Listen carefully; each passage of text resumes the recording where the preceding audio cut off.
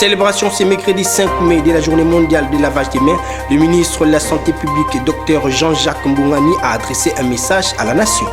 Le chiffre parle d'eux-mêmes. Investissez dans les sages-femmes, tel est le thème choisi à l'occasion de la célébration de la journée internationale des sages-femmes ce mercredi 5 mai. Le ministre de l'Enseignement supérieur et universitaire Moïno Nzangi s'est dit contre les frais des syllabistes dans les universités et instituts supérieurs. Le gouverneur de la ville-province de Kinshasa, Jean-Tilingo Bilambaka, a accordé une audience aux parlementaires debout de l'UDPS. Ces derniers ont promis de soutenir le numéro 1 de Kinshasa. Merci de nous avoir choisis pour vous informer. Mesdames et messieurs, bienvenue dans cette nouvelle session d'information. Dans l'actualité, réunion ce mercredi 5 mai 2021 à l'Assemblée nationale entre le bureau et les groupes parlementaires. Cette rencontre s'est tenue après la nouvelle configuration à la Chambre basse du Parlement. Suivez. Le bureau vient de tenir une réunion de conférence des présidents avec les présidents des groupes parlementaires et des commissions. Il était question d'une concertation. Comme vous le savez tous, il y a eu reconfiguration de la majorité au sein de l'institution. Cela a donné lieu à la réorganisation des groupes parlementaires et des reconstitutions des commissions. Vous savez, cette question a fait l'objet d'un débat depuis un certain temps, depuis qu'on a réouvert la session ordinaire de mars 2021. Alors aujourd'hui, il a été question que nous puissions vider la question. Nos collègues de l'opposition étaient conviés à cette réunion et nous avons échangé en toute sérénité. Le bureau de l'Assemblée nationale, avec la sagesse du président Mbos, était vraiment clément et jusqu'à ce qu'un consensus a été trouvé. Je vous donne les détails. L'Assemblée nationale compte 10 commissions plus les comités des sages. Après les échanges, nos collègues de l'opposition ont eu 4 commissions, la majorité en a 7. Nous saluons ici le patriotisme, la volonté de nos collègues de l'opposition qui ont accepté de pouvoir marcher ensemble avec la majorité. Et sur ce, une commission mixte a été constituée pour savoir plus les affectations des députés au sein des différents postes dans les différentes commissions. Donc voilà un peu la synthèse de cette réunion de conférence des présidents qui a eu lieu aujourd'hui. La plénière convoquée est programmée demain jeudi, le 6 mai 2021. Et nous pourrions aussi avoir une autre réunion, une plénière le vendredi, si les conditions le permettent. Et je me permets ici de vous annoncer que nous en aurons successivement 3 ou 4 la semaine prochaine parce que nous sommes en norme, nous sommes en règle en termes de distribution des documents. Et donc nous n'avons pas de problème. Donc la semaine prochaine, le bureau va pouvoir convoquer des plénières autant de fois qu'elle voudra. À la primature, le chef de l'exécutif national, Jean-Michel Samaloukonde Kenge, s'est entretenu dans son cabinet de travail le mardi 4 mai 2021, respectivement avec le vice-premier ministre, ministre de l'Intérieur et Affaires coutumières, le ministre d'État à la Justice, ainsi que celui de la Défense au sujet de l'exécution des ordonnances présidentielles décrétant l'état de siège dans les provinces de l'Ituri et au Nord Kivu. Vous suivez les précisions dans cet élément, allais-je dire, du Francine Goy. Il était question pour le Premier ministre Jean-Michel Samaloukonde de réfléchir ensemble avec les ministres sectoriels concernés par les ordonnances signées par le chef de l'État Félix-Antoine Tshisekedi sur l'état de siège décrété dans les provinces du Nord Kivu et l'Ituri. Il s'agit respectivement du vice-premier ministre de l'Intérieur, Asselo Okito, de la ministre d'État en charge de la Justice et garde des Sceaux, Rose Mutombo, et le ministre de la Défense nationale, Gilbert Kabanda. Les ordonnances desquelles doivent être exécutées par les gouvernements. Inutile de vous rappeler ou de rappeler à l'opinion que son Excellence, Monsieur le Président de la République, venait de prendre 2 ordonnances relativement à l'état de siège dans les provinces du Nord Kivu et de l'Ituri. Dans ces ordonnances, il est bien clairement dit que c'est le gouvernement de la République qui en assure l'exécution. Et c'est dans ces contextes que Son Excellence, Monsieur le Premier ministre, a bien voulu nous réunir, nous, les ministres sectoriels, bien identifiés dans ces ordonnances, pour nous permettre d'échanger sur comment le devoir qui nous revient devra être fait. C'est pour ça que nous sommes retrouvés et nous avons fait ce tour d'horizon. Pour rappel, Lors de son discours, le président de la République, Félix Tshisekedi Tshilombo, avait demandé à toute la population, à la classe politique, ainsi qu'aux médias de soutenir les efforts des forces de sécurité. Comme on le sait au sommaire, le monde a célébré ce mercredi 5 mai la journée mondiale du lavage des mains et le ministre de la Santé publique, Hygiène et Prévention, le docteur Jean-Jacques Mbungani, a adressé un message à la nation. Suivez. Chers compatriotes, le 5 mai de chaque année, le monde entier célèbre la journée mondiale de l'hygiène des mains. L'année 2020 aura été celle qui a relevé l'importance de l'hygiène des mains avec l'apparition de la pandémie Covid-19 et plus largement des maladies infectieuses. Le lavage des mains paraît comme un geste anodin, mais essentiel et déterminant à même de sauver des vies. Si ce geste est recommandé à tout le monde, il est encore plus exigé au personnel de santé qui doivent scrupuleusement respecter les mesures barrières, en ce y compris le lavage des mains afin d'éviter la transmission des micro-organismes aux patients. Le gouvernement de la République démocratique du Congo ne ménage aucun effort pour prévenir toutes les maladies liées au non-respect des lavages des mains. À ce titre, il a plu au président de la République démocratique du Congo, son Excellence M. Félix Antoine Tshisekedi Tshilombo, chef de l'État, et au Premier ministre, chef du gouvernement, son Excellence M. Samalou Kondé Kyenge, de consacrer l'hygiène et la prévention au grand ministère de la Santé publique, Hygiène et Prévention. Ceci implique, pour ce ministère, de mettre en œuvre une politique de prévention et d'hygiène et de formation des prestataires des soins et des membres de la communauté sur le standard minimum PCI-WASH que doit avoir une FOSA. Chers compatriotes, la pratique de l'hygiène des mains qui doit se prolonger au sein des ménages et buter au problème permanent d'accessibilité à l'eau. Selon l'OMS, les communautés sont également confrontées à un accès limité à l'eau. Moins de 50% des foyers d'Afrique subsaharienne disposent d'installations de base pour se laver les mains. Dans le cadre de la riposte Covid-19, de plus en plus de points de lavage des mains ont été mis en place.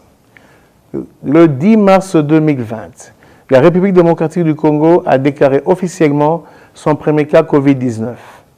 À ce jour, la RDC, notre pays, compte plus de 29 083 cas confirmés, un cas probable, dont 748 décès, avec plus de 70% dans la vieille province de Kinshasa.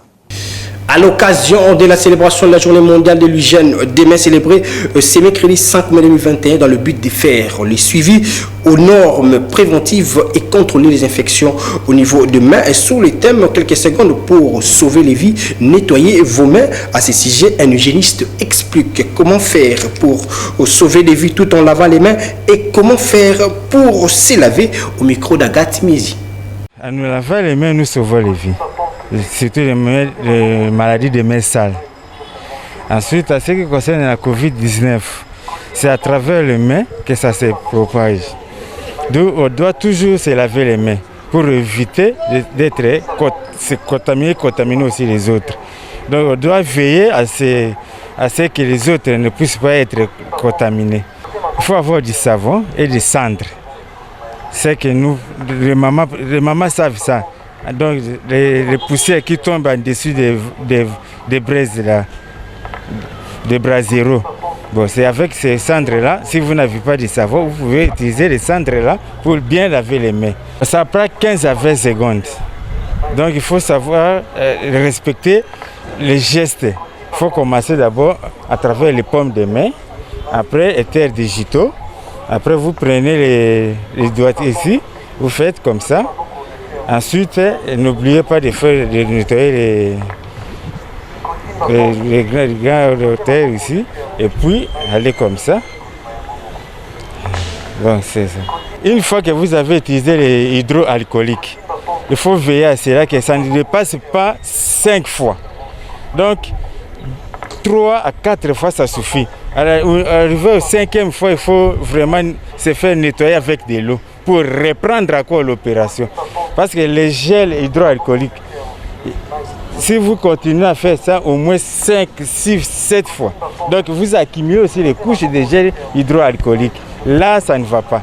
il faut 3 à 4 fois. Une fois que vous arrivez au 5e fois, il faut d'abord se laver les mains, nettoyer tout ça. Se débarrasser des jets hydroalcooliques pour recommencer encore à zéro. Les chiffres parlent d'eux-mêmes. Investissez dans les sages-femmes, tel est le thème choisi à l'occasion de la célébration de la journée internationale des sages-femmes célébrée ce mercredi 5 mai 2021. Ici à Kinshasa, une activité a été organisée au Salon Rouge du Pullman Hotel. Question de réfléchir sur le thème retenu qui s'inscrit dans le cadre des préparatifs de la publication du rapport 2021 sur l'état de la pratique des sages-femmes dans le monde. Jean Singoy pour plus de précisions. Le chiffre parle d'eux-mêmes. Investissez dans les sages-femmes. Tel est le thème retenu pour la journée internationale des sages-femmes célébrée ce mercredi 5 mai 2021. Les chiffres dont il est question sont ceux contenus dans les derniers rapports mondiaux sur les sages-femmes montrent qu'atteindre une couverture universelle des soins dispensés par les sages-femmes d'ici 2035 permettrait d'éviter 67% des décès maternels, 64% des décès néonatals, 65% des morts de naissance et sauverait près de 4,3 millions de vies par an. En célébrant avec vous et le monde entier cette journée en l'honneur de la sage-femme, nous inscrivons cette ressource humaine dans l'offre de services et soins de santé de qualité en faveur de la mère et du nouveau-né. C'est à ce titre que nous sommes appelés à comprendre au niveau international le thème les chiffres parlent, investissez dans les sages-femmes. Et au niveau national, le slogan réglementer la profession sage-femme, c'est le meilleur investissement pour garantir les droits à la santé sexuelle et reproductive des filles et des femmes de la République démocratique. Par ailleurs, le président du Forum national de la jeunesse qui a pris part à cette célébration honore la femme sage en posant des bases sur sa position dans l'émancipation de la femme sage. C'est la journée internationale de la femme, de la sage-femme. Et nous, en tant que président du Forum national de la jeunesse, nous sommes intéressés à ce thème parce qu'aujourd'hui, il faut tout faire pour investir pratiquement dans la sage-femme pour pouvoir valoriser davantage, même sécuriser nos femmes et même nos jeunes filles qui accouchent aujourd'hui. Deuxièmement, il faut réglementer cette profession de manière à accorder des droits sur la santé sexuelle et reproductive en République démocratique du Congo. Rappelons que cette cérémonie a connu la participation des autorités spécifiques, à l'occurrence du ministre de la Santé publique, Hygiène et Prévention, Jean-Jacques Mbunga Nimbanda, la conseillère spéciale du président de la République en matière de la violence faite à la femme, Chantal Yelou Moulop, et différents docteurs, ainsi qu'une participation active des sages-femmes. En réaction à la journée internationale des sages-femmes, l'une des sages-femmes du centre hospitalier Vidiana de Lingouala plaide pour la considération de leur métier au regard de ce qu'elles donnent comme vie humaine et par la même occasion, ces dernières a profité de demander les outils de travail. Elle est au micro d'Agathe Mezi et Ulvi Mawila. Nous ne sommes pas considérés vraiment parce que les salaires qu'on nous donne avec le travail que nous faisons, ce n'est pas cohérent. Nous donnons la vie. Un enfant qui vit au monde ne peut pas mourir. Une femme qui donne la vie ne peut pas mourir avec des causes évitables. Mais nous nous sacrifions pour sauver les vies. Mais en retour, on reçoit presque rien. Avec 300 000 francs, qu'est-ce qu'on peut faire avec les 300 000 francs que l'État nous donne? C'est insuffisant. En faisant accoucher les femmes, par exemple les femmes PVV, nous avons le risque d'être contaminés. Même les femmes qui ont à cette période de corona, nous sommes exposés. Même les femmes syphilitiques, nous sommes exposés. Nous demandons à notre gouvernement de nous donner un salaire décent et de nous outiller et les mesures de protection. on nous dit de nous protéger. Par exemple, les masques. On ne nous donne pas les masques, il faut acheter les masques. Avec les 300 000, on paye les maisons, on achète à manger, on paye les minervales et puis acheter encore les masques. Vous voyez que ce n'est pas suffisant. Que l'État nous outille, que l'État s'occupe de nous, parce que nous donnons la vie. Tout à fait. Autre chose, lors de sa ronde des universités et instituts supérieurs les mardis 4 mai 2021, le ministre de l'Enseignement supérieur et universitaire Moïno Nzangi a déclaré qu'il est contre le frais des syllabus. Suivez. Le chef de l'État a tout fait pour connaître les jeunes qui viennent rejoindre l'université comme ministre de l'État. Donc,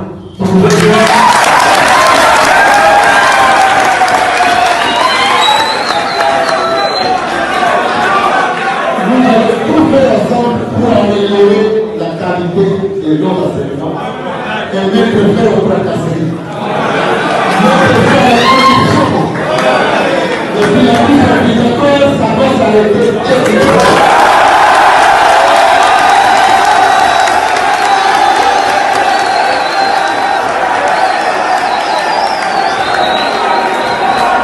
La question liée à la mise des provinces de l'Ituri et du Nord Kivu sous le régime de l'état de siège n'a continué pas moins à susciter débats et commentaires au sein de la population. Maître Jean-Marie Kabengila parle d'un début de solution pouvant restaurer la paix dans cette partie de la République démocratique du Congo. Il est au micro de Berlin Ekaya et Gianni Imenga. Nous saluons la décision prise par le président de la République décrétant l'état de siège dans ces deux provinces, étant considéré que l'intégrité du territoire national était depuis longtemps menacée par des groupes armés qui sévissent dans cette partie du territoire national. Donc trop en était trop. Et le président de la République, assumant ses fonctions de garant du bon fonctionnement des institutions, et surtout de la tranquillité en tant que commandant suprême des forces armées et de la police nationale congolaise, a vu clair en décidant de décréter l'état de siège dans ces deux provinces. Vous allez tous remarquer avec nous que déjà la première liberté qui a connu l'entrave, c'est que le gouverneur et les membres du gouvernement, des gouvernements provinciaux ne vont plus exercer pendant les temps déterminés dans l'ordonnance leurs compétences de gouverneurs et de gouvernements provinciaux. Donc c'est déjà en réalité, si n'eût été l'état de siège, rien ne pouvait expliquer que le gouverneur et les membres du gouvernement, des gouvernements provinciaux soient empêchés d'exercer leurs attributions. C'est pour cela que la population qui a besoin de la paix doit pendant ce temps limité de collaborer avec l'armée et la police et les gouverneurs militaires qui ont été nommés pour que ces parties du territoire national connaissent la paix. De son côté, maître Jean Bosco Lalo s'est réjoui des mesures prises par le chef d'État Félix Tshisekedi Tshilombo en décrétant l'état de siège en Ituri et au nord Kivu. C'est notable de l'Ituri et président national des SOCAP appelle la population de ces deux provinces à coopérer avec les FARDC et la police nationale congolaise pour que cette action réussisse et que la paix retourne dans ce coin du pays. Il est joint au téléphone des copains Koutoumissa. En fait, c'est avec, nous avons reçu ce message-là avec beaucoup de satisfaction. Néanmoins, nous avons posé quelques conditions parce que c'est une mesure drastique, une thérapie de choc. Nous avons pensé à ce que les personnes qui soient désignées soient des personnes intègres. C'est déjà fait. Là, on n'a plus de questions, on n'a plus de débat.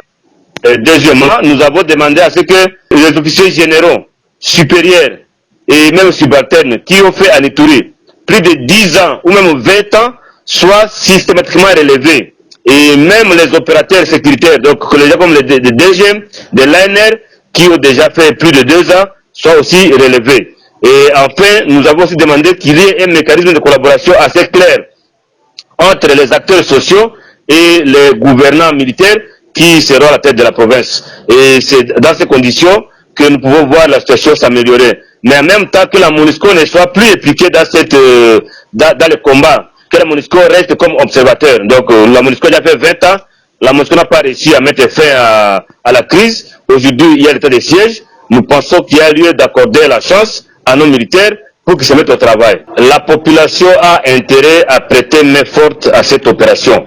Mais en même temps, la population a aussi l'obligation de ne pas se taire sur certaines questions qui sont essentielles afin que l'opération soit bien menée. Les personnes qui seront dans l'opération sont des humains et à ce niveau-là, il faut justement que ces militaires soient bien accompagnés, les militaires soient bien même surveillés parce que finalement, ils auront amené les opérations dans des zones et là où il y a des personnes qui, de temps en temps, où il y a des personnes qui ne sont pas toutes impliquées dans ces massacres et en même temps, il y a des personnes qui vont se cacher, mais il faudrait que la police puisse les aider à les dénicher. Dans le monde entier, depuis que le monde est monde, la meilleure armée ne peut pas gagner un combat sans la collaboration de la population.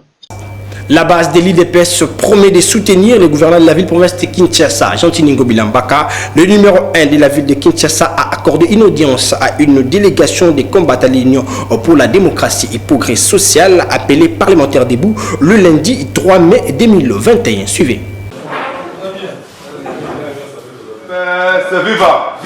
Nous sommes venus voir l'Excellence pour lui témoigner notre soutien parce que vous savez, actuellement nous sommes dans l'Union sacrée de la nation qui est la vision de son Excellence M. Félix Antoine Tshisekedi, chef de l'État. Le gouverneur Jean-Tiningo Bila fait partie de la famille de l'Union sacrée et en voyant ce qu'il est en train de faire avec les travaux qu'il est en train de faire à Kinshasa et avec le programme Kinbopeto, nous lui avons dit que nous allons lui apporter un grand soutien. Parce que Kinbopeto, ce n'est pas seulement l'assainissement. C'est d'abord un changement de mentalité. Vous savez, il y a nos frères qui ont dirigé Kinshasa plus de 18 ans, disons la RDC, ils ont eu à changer la mentalité des Congolais.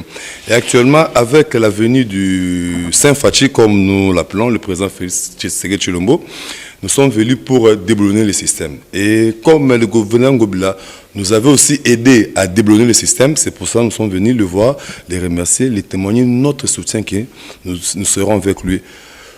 À chaque fois qu'il sera derrière la vision du chef de l'État, nous aussi, le collectif du Parlement debout, sera là pour appuyer et accompagner Jean-Tiningo Bila à réussir sa mission de Kinbopeto. Je dirais à la base de faire confiance à l'autorité urbaine, de faire confiance au gouverneur parce que Jean-Tiningo Bila est derrière le chef de l'État, donc nous devons l'accompagner, nous devons le faire confiance parce qu'il est là pour l'intérêt du peuple d'abord. Dans le but de construire un esprit d'équipe, les partis politiques Cercle des réformateurs intégrés du Congo, dirigé par Stéphanie Mbombo, a célébré le 1er mai la journée internationale du travail. Agathe Mezi et Gianni Menga pour les précisions. Profitons de la journée nationale du travail célébrée le 1er mai de chaque année. Le parti politique Cercle de réformateurs intègres du Congo, dirigé par la présidente Stéphanie Mbombo, avait effectué une sortie des familles avec quelques membres de son parti à Picasso Beach, précisément dans la commune de Maluku, avec pour but de construire un esprit d'équipe entre le dirigeant et les membres du parti, a précisé Stéphanie Mbombo. Bonne fête du travail à tout le monde. Ici, cette philosophie, c'était que nous avons constaté que le travail devient de plus en plus, l'homme devient un objet du travail, alors que l'homme devait être le centre d'investissement au travail. Donc ici, nous voulons faire ce qu'on appelle le team building en anglais, l'esprit d'équipe, construire l'esprit d'équipe avec les cadres du parti, avec les jeunes du parti, avec les mamans du parti, pour que nous puissions avoir, en dehors de relations professionnelles, aussi avoir une relation amicale et de solidarité et d'assistance au sein du parti. C'est vraiment pour que nous puissions être une équipe de travailler, renforcer notre lien au sein du parti et renforcer nos objectifs en même temps. De son côté, le CG Jean-Baptiste Matoussila est revenu sur les objectifs poursuivis par CRIC. Le but principal de CRIC, il est très facile. Il suffit de se baser sur nos 5 piliers et c'est ça nos buts. Donc nous, à CRIC, la différence c'est quoi par rapport aux autres partis? Nous soutenons les réformes, nous soutenons l'entrepreneuriat, nous soutenons l'état de droit, nous soutenons l'environnement. Et par rapport à tout cela, nos objectifs sont basés sur des points essentiels. Parce que nous, à CRIC, nous disons ceci. Il est impossible à chaque citoyen de pouvoir devenir détenteurs d'un pouvoir public pour réussir dans la vie. Très satisfait de cette initiative, quelques membres du parti ont loué le leadership de leur présidente. Nous sommes venus ici, c'est un groupe des membres du CRIC. CRIC, c'est un parti politique dirigé par Madame Stéphanie Mbombo, une femme très intègre, une femme très intelligente que nous soutenons. Et nous sommes là pour le divertissement. J'ai bien dit au début que c'est la fête du travail. Se donner des idées, se divertir, rester ensemble et essayer de communiquer. Na champ de bataille à maman Stéphanie, abi moi si ebongia misunga. Yango biso peut to adhérer. Ce qui journée est juste pour créer climat de confiance entre les leaders na bato baza na base. Parce que très souvent tout le monde a les leaders baza na niveau moko boye et ba oya base alors le maman le non na ba leader na biso nyonso tozala lisanga moko ezala homogène pour nyonso qui est malam. Ici est de souligner que le jeu tel que le football, volleyball et l'ambiance totale en famille étaient au rendez-vous.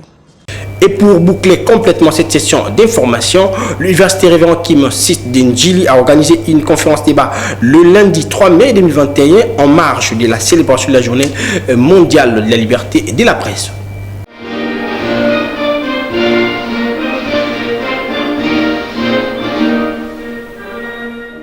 À l'occasion de la Journée mondiale de la liberté de la presse, Jean-Marie Kassamba, directeur général de Télé50 et président provincial de l'UNPC, ville de Kinshasa, a affirmé que le média a géré l'opinion publique et combattu les rumeurs durant la période de la pandémie à coronavirus.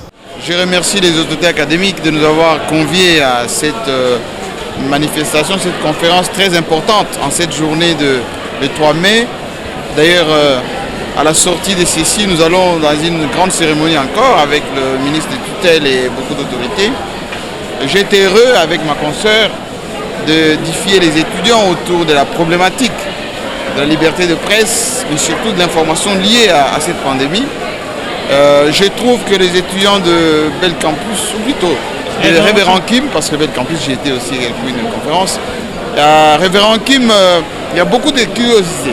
Je trouve que les étudiants sont très avertis, posent des bonnes questions et ça nous permet de, nous professionnels, d'ajuster notre communication, notre façon de conduire la presse de Kinshasa, et ce sont des futurs professionnels des médias. De son côté, Bibi Choumika, journaliste de son état et coordonnatrice du réseau des journalistes Amis de l'Enfant, a axé son intervention sur les femmes des médias face à la crise sanitaire. En fait, je suis contente autant que moi je l'appelle mon aîné, parce que je l'appréciais beaucoup quand il passait sur les chaînes internationales et aujourd'hui il dirige un grand média. Son intervention autant que les interventions des autres personnes m'ont beaucoup édifié. Ça nous aide, c'est comme il a dit, ça nous aide à veiller sur ce que nous faisons parce que beaucoup de gens nous suivent sans que nous puissions nous rendre compte. Et dans le contexte de la pandémie à coronavirus, nous avons beaucoup de choses à faire. C'est vrai que la maladie n'est pas encore finie, on a encore beaucoup de choses à faire. Continuer à sensibiliser la population sur la prévention de cette maladie. Cette maladie existe bel et bien, je l'ai dit tantôt, elle existe. Malheureusement, la population ne prend pas garde. Malheureusement, les gestes barrières ne sont pas respectés, alors que sous d'autres cieux, nous avons la chance, nous de la RDC, on n'a pas connu beaucoup de morts, mais on a quand même connu beaucoup de morts. On a quand même connu les décès de nos proches. Nous devons faire un effort pour que nous puissions respecter les gestes barrières et respecter les mesures qui nous sont infligées par les autorités sanitaires. Voilà. Rappelons que cette conférence débat a été tenue à l'Université Révérend Kim, site de Ndjili, en présence de Merveille Mayemba, coordonnateur de la chaîne CBS. Place au rappel des titres. Célébration ce mercredi 5 mai de la journée mondiale de lavage des mains. Le ministre de la Santé publique, Dr Jean-Jacques Mbungani, a adressé un message à la nation. Le chiffre parle d'eux-mêmes. Investissez dans les sages-femmes, tel est le thème choisi à l'occasion de la célébration de la journée internationale des sages-femmes ce mercredi 5 mai. Le ministre de l'Enseignement supérieur et universitaire Moïno Nzangi s'est dit contre le frais des établissements de les universités et instituts supérieurs. Le gouverneur de la ville-province de Kinshasa, Jean-Tilingo Bilambaka, a accordé une audience aux parlementaires debout de l'UDPS. Ces derniers ont promis de soutenir le numéro 1 de Kinshasa.